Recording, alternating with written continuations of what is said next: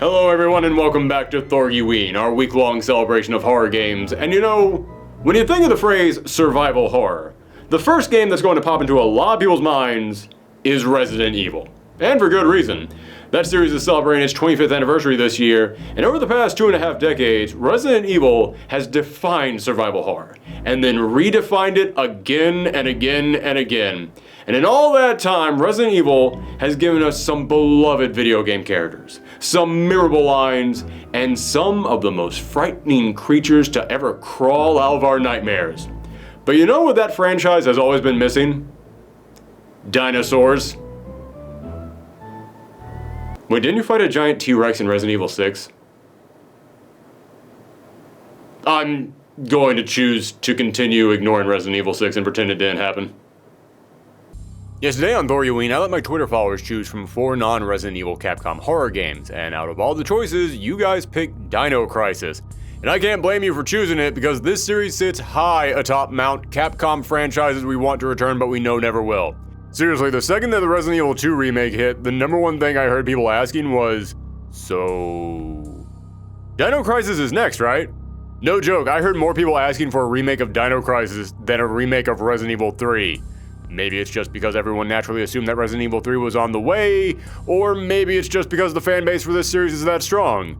Well, I'll admit, I've never played Dino Crisis, but believe me, I know a thing or two about loving a franchise that Capcom is hell-bent on ignoring. So, let's see if today I can add Dino Crisis to that list. Now, if you know nothing about this series, you might be wondering why we're playing it for Halloween and why I keep bringing up Resident Evil. Well, when this game was released, everyone kept referring to it as Resident Evil but with dinosaurs. And now that I've played it, yeah, that is an apt description. The Resident Evil DNA is everywhere in this game, so let's start with the plot. You play as Regina, a member of a special task force who is called in to investigate an incident at this research island, and shortly after arriving, her team finds that there is a crisis. One involving dinosaurs, no less. Yeah, it's fairly obvious that this game was heavily inspired by Jurassic Park, from the settings of an island overrun with dinosaurs, to the big T-Rex and velociraptors that chase you down. Heck, they practically admit they ripped the whole premise off because it was so obvious there was no point in trying to hide this. So you saw the beast, right? Yeah. Pteranodon, wasn't it? I meant you saw that it was a real dinosaur. It's unbelievable. Didn't I tell you? This is just like that movie. And in this elite squad, you've got 4 members. 3 members. You've got Gale, who's the big, beefy, stick-to-the-mission type of character. Then there's Rick, the computer expert, who, unlike Gale, is more focused on helping others and making sure everyone survives. And then, as I mentioned, you get to control Regina, and I've gotta say, I really like Regina. She is a great character for a game like this. Again, I know it's really easy to compare this game to the early Resident Evils, but Regina isn't Jill, she's not Chris, she's not Claire. No, she is totally her own character. She is a badass, but she's also a goofball. She cracks jokes, and her commanding officer even comments on how much she teases them. It's actually kind of refreshing to have a survival horror game where the hero is constantly trying to keep the mood up. If you want to know about her character, I can't think of a better clip to show it off than the first time that you come across a dead body on the island. It's been ripped to pieces, and all she has to say is, That's disgusting. "That's the greatest line read in any 90s survival horror game, and I am prepared to die on that hill." That line lets you know exactly who she is. She's been around, she's seen some stuff, and she's developed a hard-as-nails sense of humor about it. She's a great classic 80s, 90s action hero, which is something I have to give this game over the older Resident Evil games. You see, people often say Resident Evil is meant to be B-horror, one of those horror films that's loaded with monsters but also has a goofy sense of humor to it and features over-the-top action heroes blowing the monsters away. And yeah, that totally matches Resident Evil. That is that series to a T. But I never really got the impression that that's what Resident Evil was going for. Not until the 4th game, or maybe the 3rd at the earliest, did I ever feel like that was the tone this series was striving for. Before that, I always felt like Resident Evil was genuinely trying to be straight-up horror. It just sort of accidentally fell backwards into the campy B-horror movie genre because of the poorly translated dialogue and the awkwardly directed line reads. And you can spam the comments your Jill sandwich example as much as you want, but I actually think lines like that were not originally written to be laughed at. I think the people who made that game actually expected them to be good. But Dino Crisis? This thing is aiming to be over-the-top B-horror from the start. You can tell the campiness is here on purpose. And speaking of that horror, I will admit, I was cautious going into this game because I know most people consider this game survival horror, but I was curious how exactly you were going to make velociraptors have the same effect as zombies. How were you going to make dinosaurs scary? I mean, don't get me wrong, this is ripping off Jurassic Park, and sure, there are several scary moments in that film, but something tells me that kitchen scene wouldn't have been as frightening if the kids all had grenade launchers. I kinda wanna see that movie now. Well, after playing this, I can attest, yeah, this game is a horror game.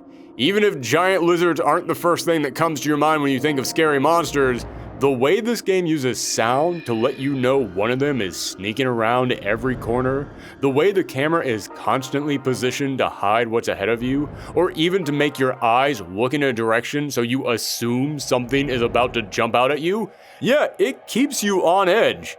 And the music is perfect for this. It sets the tone just right. In fact, I'll even say that while games like Resident Evil and Silent Hill are famous for their soundtracks, not nearly enough people talk about how good the Dino Crisis score is. Just listen to the theme for this save room. It is so haunting.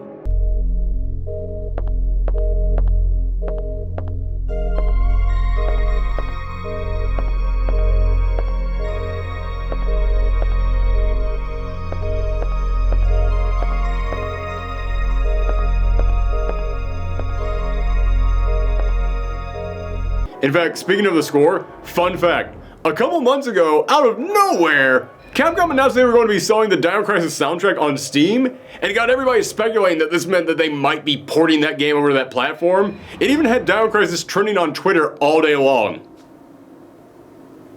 It of course amounted to nothing. I just thought it was worth mentioning that Capcom enjoys toying with our emotions.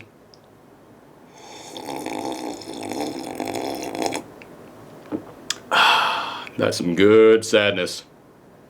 However, what really makes the survival horror part of this game so effective isn't really the horror part, it's the survival part.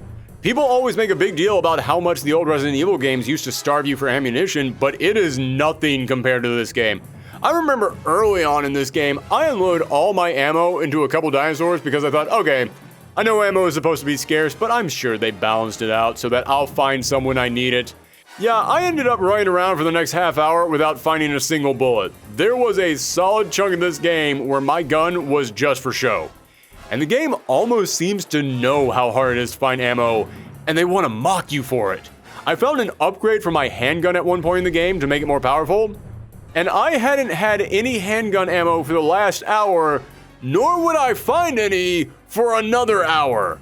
Yeah, that weapon upgrade would have been more effective if this game let me throw it at the dinosaurs. By the way, that feels like a good enough time as any to mention this. If you get attacked by a dinosaur and it grabs you and starts shaking you around like a chew toy, you can actually drop your guns, and if you don't run back and pick it up, you can just lose them. They're just gone. Yeah, this game can actually take away your ability to defend yourself. And when you do find ammo, you don't even want to use it. Your first instinct becomes hoarding it all because, believe it or not, dinosaurs take way more bullets to put down than zombies. Remember how in the classic Resident Evil games, you had to get used to not being able to take down all the zombies, so you need to learn how to run past them? Yeah, in Dino Crisis, they don't give you enough ammunition to take down even a tenth of the dinosaurs you find. I remember the first time I had really been starved for ammo. When I finally found some, I felt so badass. I looked at like, all right, you raptors, I've been running from you this entire time, but now I am locked and loaded and I am ready to finally fight back. Then I immediately unloaded all the bullets I just found into the first dinosaur I came across, only to realize he had a friend around the corner and I was right back to where I started. Because of this, you need to learn how to avoid your enemies, and the game actually gives you a lot of ways to do this. You just have to be clever about it. Sure, you can duck and dodge around them, but considering how skinny these hallways are, and considering that your enemies are, you know, big-ass lizards, that might be kinda hard. So instead, you can craft tranquilizer darts that temporarily, and I stress temporarily, put them to sleep, or you can turn on and off security grids that will separate them from you. But if you're being chased down by some velociraptors, Your timing has to be tight in order to pull something like this off. Although if you manage to do it, it is pretty funny watching them try to break through.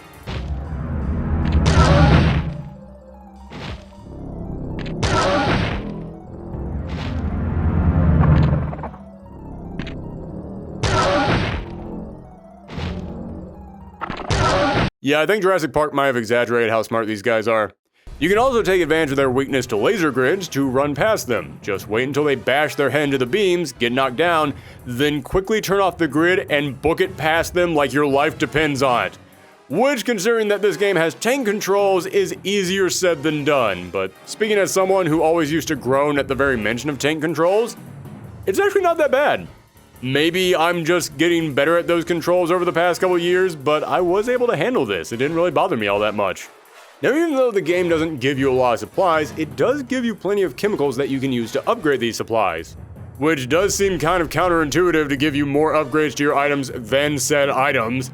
Kind of feels like someone told you that you have to make lunch for everyone, so they gave you 10 hamburger buns, but only 2 patties. Because now I have 2 burgers, and just a bunch of sad and lonely buns taking up room in my inventory.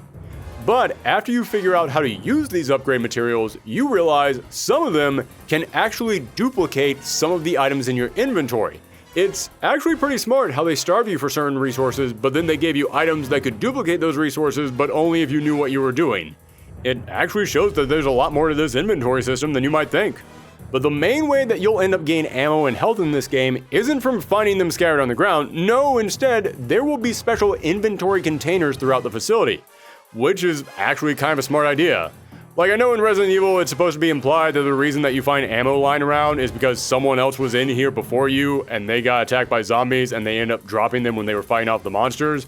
But in Dino Crisis they said, yeah, that doesn't really make a lot of sense. This is a highly guarded secret science facility. Not everyone is going to be packing heat at all times. They'd keep that stuff locked up. So, that's exactly what they did. They locked up all the supplies. And you'll need to find plugs that you can then use to open these containers.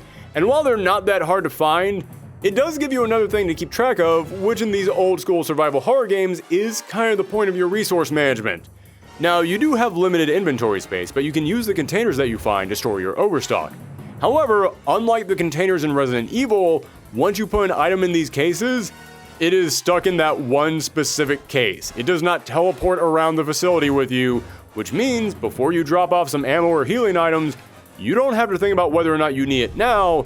You need to think about whether or not you're going to need it way down the road, because it might not be that easy to get back to this container. In fact, I'll go ahead and spoil something for you guys right now because I have to share this with everyone. I mentioned the game starves you for ammo, but it keeps you well fed on health. I was overflowing with healing items and had to store a lot of them in these containers, knowing full well that if I needed them later, I could just come back here. Up until the midpoint of the game, where I could no longer come back here. At that point, you move into an underground base, and you can't get back up to where all those containers were. And now, the game suddenly decides to just stop giving you healing items. I went from having so many healing items I was tripping over them to desperately limping around holding my bleeding sides looking for a band-aid to use. And what made it worse is that, as I said, I knew I had a ton of health packs in storage. Storage I would never see again. Dino Crisis, you have a sixth sense of humor about you. Now, so far, I've been doing a lot of comparing between this game and Resident Evil, but there's a few ways that this game stands out, and I'm not just talking about the big lizards. The game actually has several instances where the story can split. You'll have Gale and Rick give you 2 different choices, with your choices determining your next mission and what ending you end up getting. And this did make me actually want to play through the game again to see how different it could be. In fact, there are 3 different endings that you can get and unlockable costumes that you get each time that you beat the game, so that way it does feel different whenever you go back and replay through the game. You get costumes like a cave woman outfit that fits the whole dinosaur theme, and this outfit, which I don't actually know what this is supposed to be. Is Regina trying to cosplay as Blood Rain? Is this what she would look like if she was a guest character in one of the 3D era Mortal Kombat games? What is this? And while I'm comparing this game to its more popular survival horror siblings, there's actually one spot where the game didn't borrow from Resident Evil, it actually would go on to inspire them. This game actually had QuickTime events long before Resident Evil 4 popularized them. I mean, sure, they're not as detailed as they would be in later games, where you have to hit a specific button or do a specific command, but the ideas are the same. You'll run into a scripted scene and you'll see danger flash up on the screen, and you'll have to start mashing away at the buttons like crazy. Otherwise, you'll take damage, or in a few instances, it can even be game over. Now, I've mostly been praising this game, but I will admit it does have problems. Like with a lot of early survival horror games, there is some backtracking, but normally that doesn't really bother me all that much. I mean, I've always said that those old Resident Evil games are practically Metroidvania games with how much you go back and forth opening up new pathways. But I feel like the Spencer Mansion and the Raccoon City Police Department loop back around on themselves way better than this base. There are moments where you can really feel how much you're backtracking. And you know how a lot of the old Resident Evil games end up with you going into a base and having to mix chemicals together or build some kind of a device? Yeah, this game comes down to that too, but holy crap, it is so tedious. In fact, a lot of the super science stuff in here is just that. Tedious. So much of this game is reading files that give you steps or codes that you have to remember, but you can't hold on to any of those notes. There's no spot in your inventory for them. So you just have to remember everything off the top of your head? Yeah, I know some people say that when you play a game for the first time, you should play it naturally without looking anything up. But I won't lie. Halfway through this game, I picked up a guide because there were so many steps to everything. I have no idea how people remembered all this stuff back in the 90s before guides were easily available online. I guess people just had pages and pages of notes written down like they were looking for Pepe Sylvia. And because of that, I have to agree with all those people who kept asking for a Dino Crisis remake.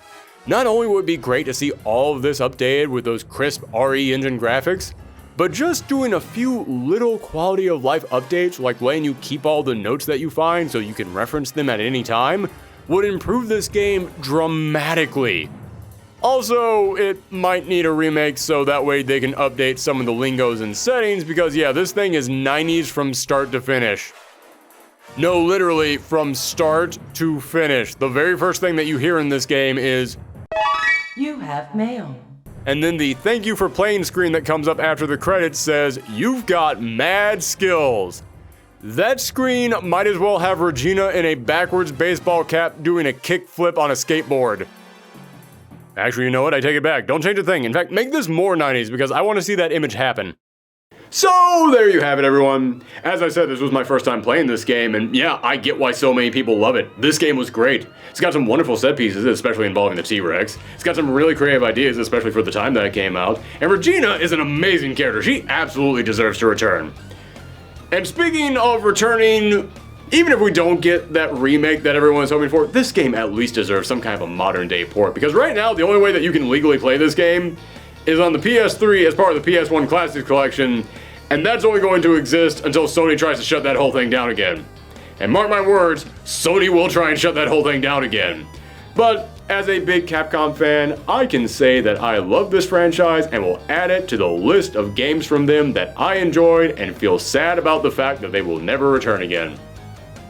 Like Darkstalkers, and Rival Schools, Power Stone, Okami, Dead Rising, Beautiful Joe. You know, it's been a couple of years, but I think it's safe to put Mega Man back in there. You know he's not coming back. I'm going to be going off on this tangent for a little while, so thank you guys for tuning in. Happy Halloween. Onimusha, Final Fight, Strider Hiryu, ooh, Star Gladiator.